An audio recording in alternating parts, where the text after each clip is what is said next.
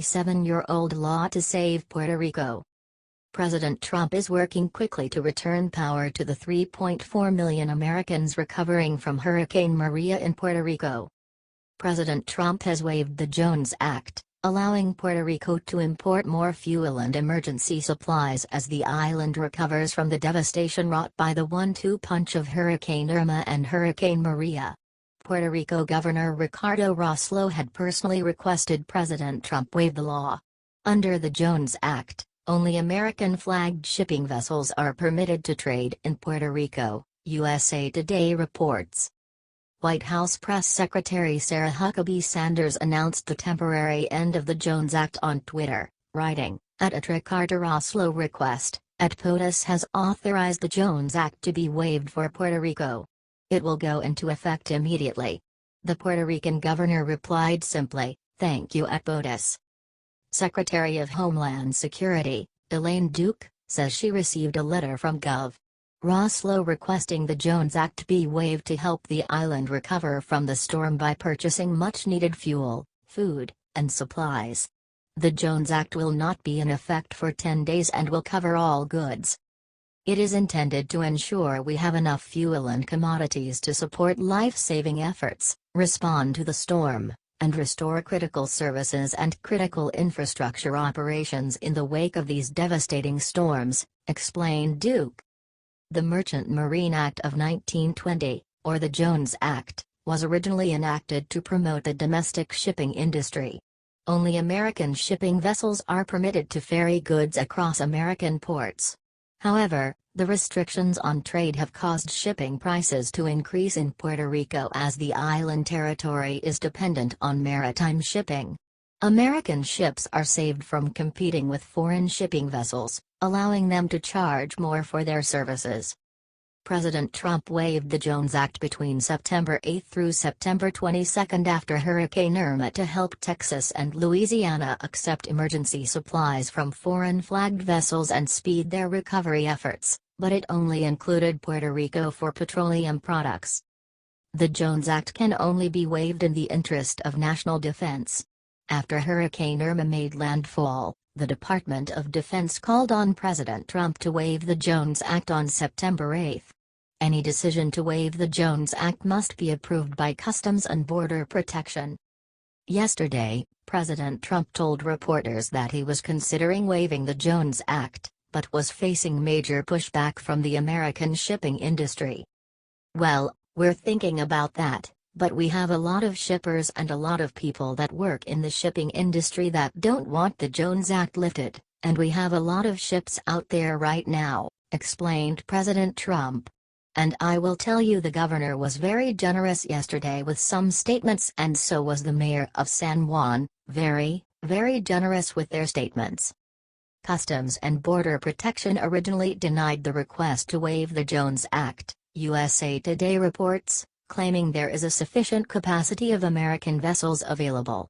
They were forced to reverse the decision due to pressure from the president and the American people. This serves as another piece of evidence that President Trump is looking out for the American people.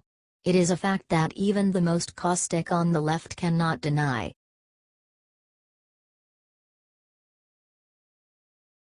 Charles Barkley: "I would stand for the national anthem personally."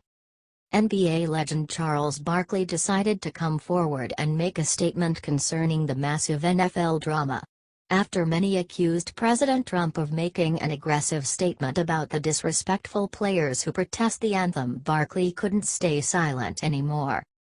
Barkley appeared on the Dan Patrick Show Monday to share his opinion about the national anthem protests and about Steph Curry's remarks about Trump. His opinion about the anthem protests: "I would stand for the national anthem personally." Barkley then explained that politics has nothing to do with his opinion. "You know, Dan, you said something earlier and it always annoys me when people say it. You know, I've never voted Republican a day in my life. I'm a Democrat, and just for the record, Democrats aren't doing anything for black people either. My mother asked me if we're Republican or Democrat and she said only rich people are Republican. I said, you do know we're rich, right? People assume. I do want to make that clear. I've always voted Democratic, but they're not doing anything for us either. I want to make that clear." He also talked about how he can't understand why, if these players cared so much, don't go into the communities and help somehow. "The media has totally hijacked this conversation about who's kneeling, who's not kneeling, who's holding their fist up. I forgot why these guys are doing it. We got a lot of power. We got to use that power in a position way. We can go into some of these communities and do a lot of positive stuff. Don't worry about what the president says. The players, they got so much money now and got so much influence. We need to take a progressive approach and go into these communities ourselves and try to make a difference." The players got to say, "What can we do collectively? Let's don't worry about the president, let's don't worry about the media. What can we do individually?" They can go to the owners and say, "Hey, let's go into these communities," instead of wasting time about kneeling and who's protesting.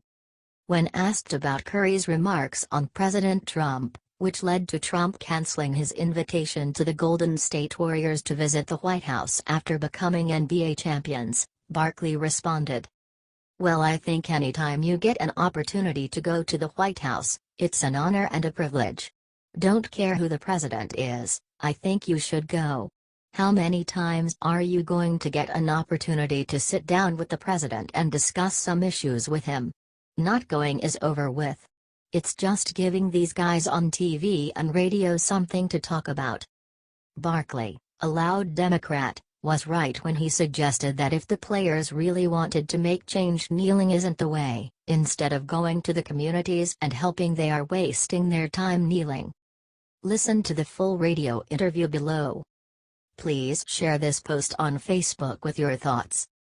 What is your opinion on this? Scroll down to comment below.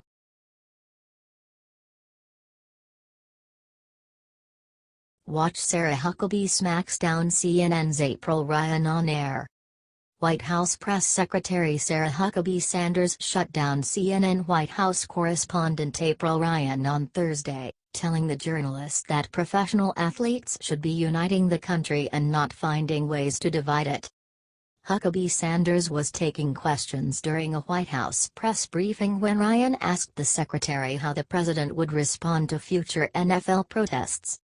"We're understanding that many NFL players are still very upset with this back and forth," said Ryan. "Many NFL players are very upset, many people have different ideas, opinions on this, and an anticipation that there will be more so this weekend. What is the president anticipating? I think the president's made it very clear. This shouldn't be about the NFL being against the president. It should be about our country coming together to support the flag, support the national anthem," said Sanders. "There's nothing wrong with having pride in the United States. The president's been very clear on that and he's certainly not going to back away from it." The NFL said it's not about not having pride. "They're saying they're patriots, they love this country, but they're challenging the system," pressed Ryan. "I think if we're going to look at history, we should look at the thousands of Americans who have given their lives to protect that flag, protect that anthem. We should be celebrating those people.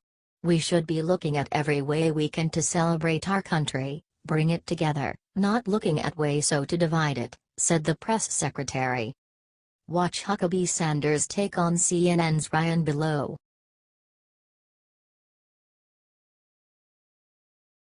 Officer escorting him crashes. Trump refuses to let Air Force One take off until he talks to him.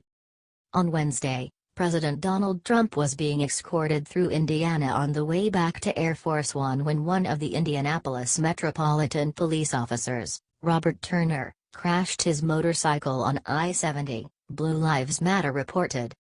The cause of the crash is unknown, but it appears people stopped to take pictures instead of helping the officer. Several pictures show the officer, with several cuts, lying next to his motorcycle on the ground.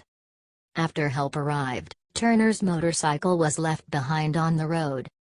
The officer was rushed to the hospital and put into a neck brace and appeared to be in poor condition. But then, he received a call from Trump. Indianapolis Metropolitan Police Department posted to Facebook that Trump refused to take off until he spoke with the wounded officer to thank him for his service. Watch. The caption read: Video of injured Officer Turner speaking with President Donald J. Trump. POTUS delayed taking off from Indy until he was assured Officer Turner was okay, and he also called and spoke with the officer. Thank you.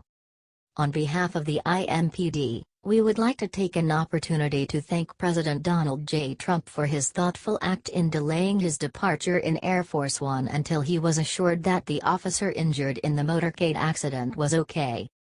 Calls were made by his staff to Chief Brian Roach checking on Cycle Officer Turner. President Trump even took the time to speak with Officer Turner after the accident, to check on him. Thank you for your compassion, concern, and leadership, Mr. President. The president made it very clear just how much he cares about law enforcement.